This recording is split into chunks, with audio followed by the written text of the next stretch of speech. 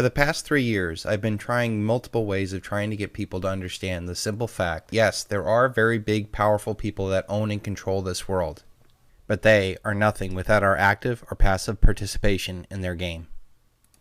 But this is a recurring process that has happened over and over again throughout history, and that while the names and faces and races have changed over the years, there is one common theme that has happened throughout all of history, and it is that cunning men consolidate power by spreading lies down to the masses to get them to willingly or unwillingly sacrifice their power up to the men that own and control that paradigm. What once started as the raping and pillaging of men like Genghis Khan soon turned into religious oligarchs getting the masses to sacrifice up to a god, which, oh by the way, empowered those that had the special knowledge at the top. Then some cunning men got the idea that they were divine rulers, and that the masses needed to support them either through serfdom or taxation. And when there was not enough wealth to support these greedy men, they set about colonizing other nations to steal from them. And still other cunning men got the bright idea to throw out the religious and royal oligarchs and fool the masses into worshipping the state, which then enriched the cunning men that were at the top of that scheme. And then we got to World War II, where the United States defeated all those and was the sole inheritor of the world. The United States came out of World War II relatively unscathed, while the rest of the world's productive capacity was decimated. But the cunning men that were at the top of this system started to panic, because now the rest of the world was destroyed, and without further war, there was no need for such manufacturing. The domestic population of the United States had learned sacrifice in living well below their means, and with the massive debts that the war produced, without a new expansion into a new area, the whole scheme would fall apart once again. Then came along a very cunning man named Edward Bernays, that was Sigmund Freud's nephew. He introduced a new twist to the game called Consumerism, where he would get people to buy things that they did not need with money that they did not have. This was a perfect complement to our debt-based monetary system. There is a story of a New England farmer with a small pond in his pasture. Each summer, a group of wild ducks would frequent that pond. Try as he would, the farmer could never catch one.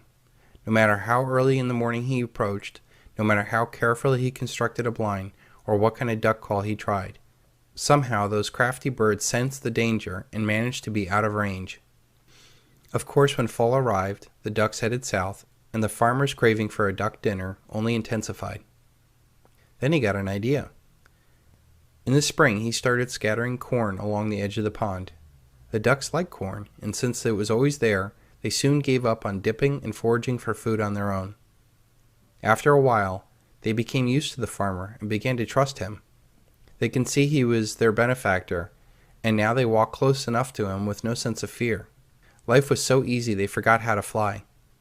But soon it was unimportant, because now they were so fat they couldn't have gotten off the water even if they tried. Fall came and the ducks stayed. Winter came and the pond froze. The farmer built a shelter to keep them warm. The ducks were happy because they didn't have to fly. The farmer was especially happy because each week, all winter long, he had a delicious duck dinner. That is the story of America's Great Depression and our future. Wild horses used to roam the countryside free and independent.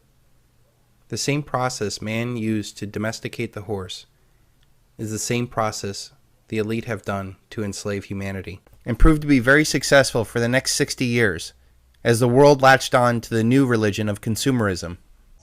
Welcome to Past Songs. For the next 19 hours, we input orders, tray food, vend drinks, upstock condiments, wipe tables, and bin garbage, all done in strict adherence to First Catechism. What is the First Catechism? Honor thy consumer.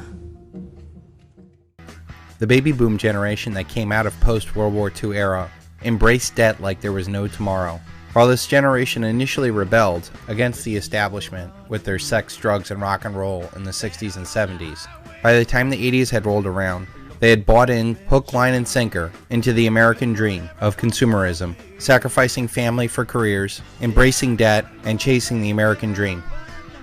This generational surge was only made possible by the relative peace of the post-World War II era, massively expanding energy production that coincided with the baby boom and the debt explosion. But only now are Americans starting to realize that what they sacrificed so much for was a lie. Your generation is definitely not headed for bingo night. In fact, you could write a book about how you're going to turn retirement upside down. And what I do is when people come in, I greet them. With this new religion of consumerism, no longer do people have to sacrifice for heaven. They could get instant gratification by simply buying things. What is it?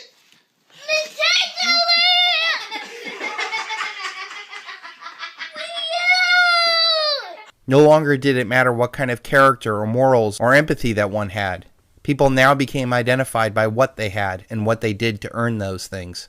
As humanity tried to keep up with the Joneses, they slowly found themselves that they were in a rigged game.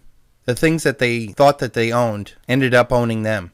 What was expensive and fashionable one year was worthless and old the next. And yet the debts continued to mount, and the profits rolled in for the next big thing. And while everyone you know may own the fanciest clothes and the best cars, you will own the companies that sell them. If you want to know what heaven really is, Murray, try being God. These debts and profits funded the war machine that then went out to seize the natural and human resources of the rest of the world. Once conquered, the bankers and the corporations came in to harvest the natural and human resources of the world. These profits were then funneled through Wall Street, that used their profits to manipulate the political system and media to ensure that the game is continually rigged. The sad fact is that this consumeristic world made debt slaves out of the consumers only to buy goods from slaves in other countries. And at the top of every system are the cunning men that created, perpetuated, and profited off of these paradigms. Because of these debts, our careers, and our service to this paradigm, we have empowered the worst in humanity that simply wants more power, more control, more domination. See, I find that everybody has a number, and it's usually an exact number, so what is yours?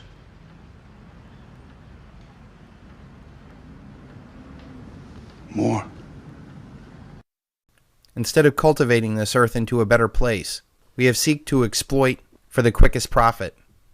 It is said that the average American family produces 5 pounds of garbage per day.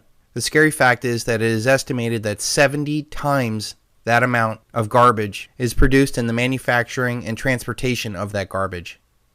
And for what?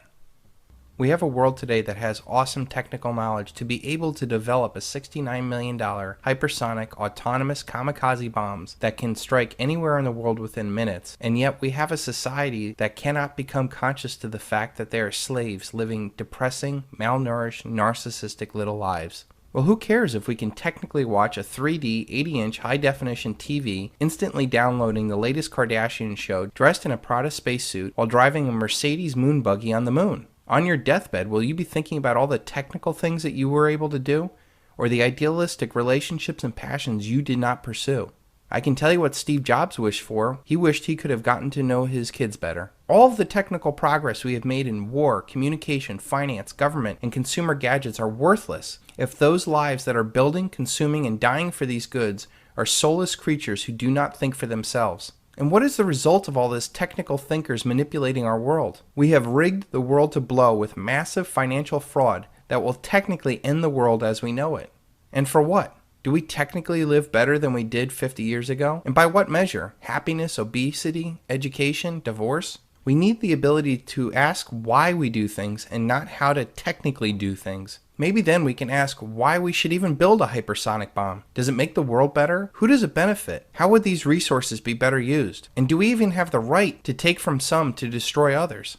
Without a greater sense of life behind our technical actions, we will continue this painful existence on Earth. You cannot change the outside world to become free or happy. You must change yourself to become free and happy. Most of the stuff that we buy, we don't even use a week later. If you try to sell it at a garage sale, it's only worth 5 cents on the dollar. And yet we still continue to play into this game. We go to work to buy more stuff, and then we feel bad, and go to work and buy more stuff, and then we feel bad. This negative loop will end at some point, and it will most likely come when the dollar collapses. As consumerism has spread throughout the United States, it has turned the landscape of this country into one gigantic strip mall, replacing cultural identity with brands. This has led to a massive misallocation of wealth, because nearly 70% of the U.S. economy is now revolving around consumer debt. And the sad fact is that the rest of the economy is controlled by the government through either Wall Street regulation, military spending, or now Obamacare.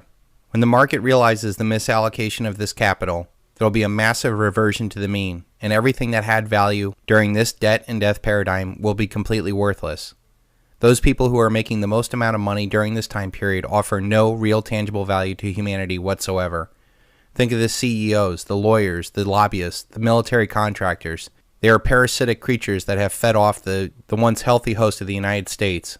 The sad fact is that most people don't have any real skills to produce any real wealth. The consumer model is all about shuffling papers around people and products and not creating real wealth. When the dollar collapses, all social, political, and financial contracts will be broken, and all that will be left are the real wealth, real skills, and real friends that we have. So if this makes you a little depressed, don't worry, they'll sell you a pill for that too.